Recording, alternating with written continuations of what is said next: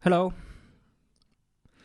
So you have a KVASIR and it has the feedback switch volume drop issue.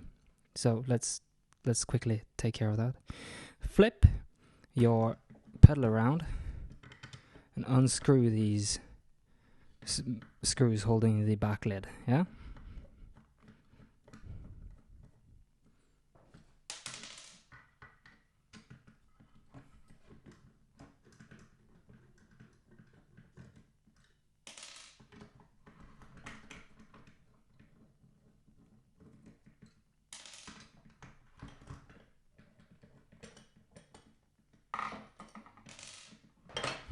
This reveals the beautiful internals, and also you don't have to scratch your back plate when you go into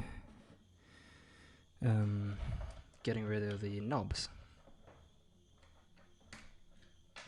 I use these flathead screwdrivers, but you know, if you have some kind of like a combi tool of some sort, whatever has tiny flathead screwdrivers should work for you.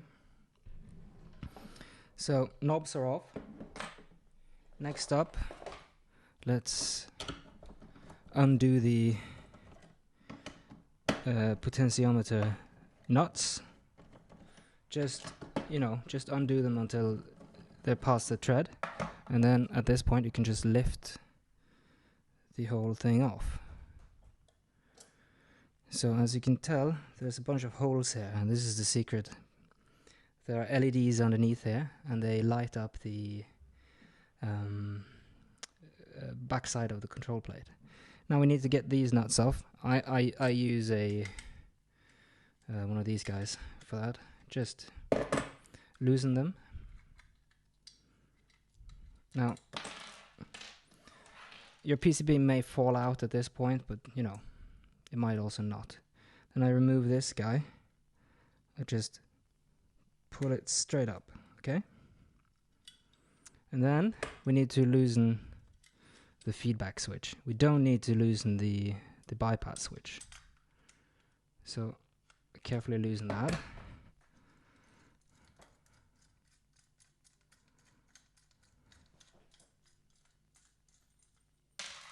And now the whole assembly will come off. So you want to pull this in so it comes past the channel for the jacks. Sometimes that can be a bit tricky, and you want to take your screwdriver and just stick it in and then pop it so that it loosens from the holes, which are more like short channels.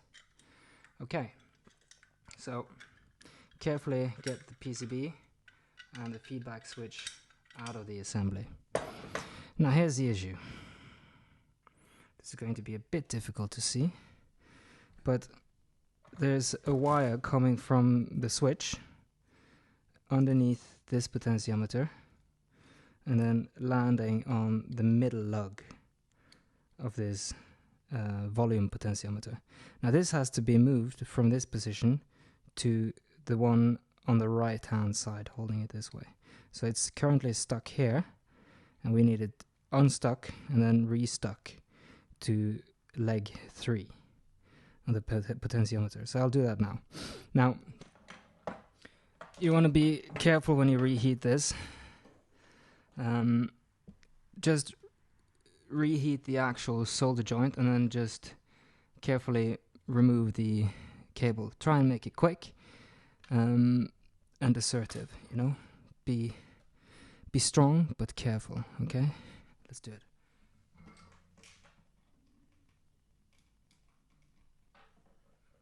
That's it. Now I stick it into the other hole, you know, and maybe I'll press the wire down a little bit so that it's flat against the leg. I'll get a little bit of solder and heat the leg, and then I add the solder.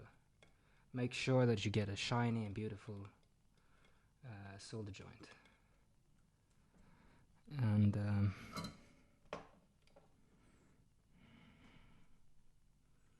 think the camera is set to continuous. Hopefully this won't terminate the video. Well, anyway,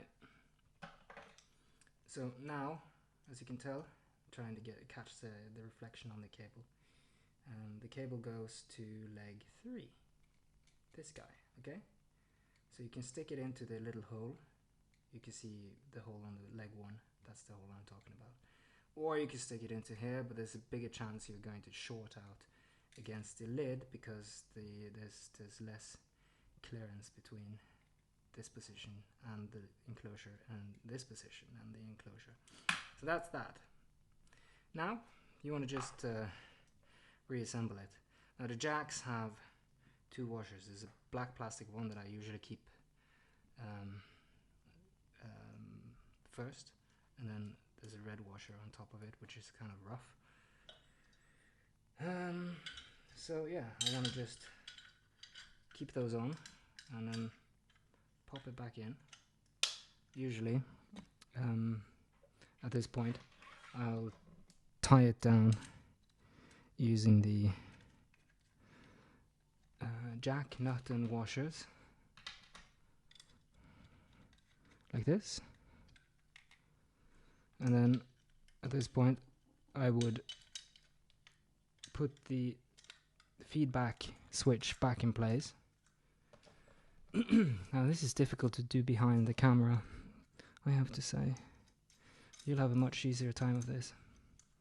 On the other hand, I build like 2,000 pedals a year, so kind of getting used to it. Put this back inside. See if I can get that. There's like arrows on one side that corresponds with a little cutout on the socket. Now the socket may come loose. It might fall off like this, and that's fine. Just pop it back in place.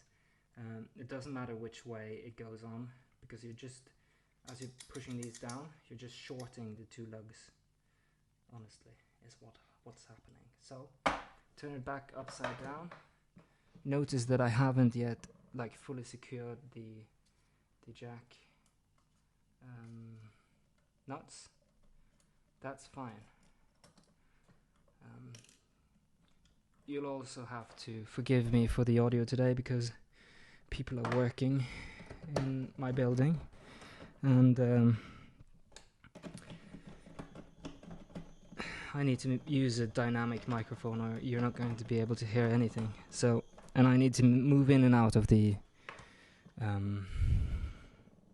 microphone sweet spot. So, okay, at this point, these are back on. Put on the jack nuts, and then at this point I would turn all the knobs to full, and then just put the knobs back on. Now you want to try and line these up, and that's going to be a bit annoying. It is for me always, and I think it always will be. I know there's a guy who made like a tool for that, but I'm building so many pedals that it's like it's just too much going on. So here we go.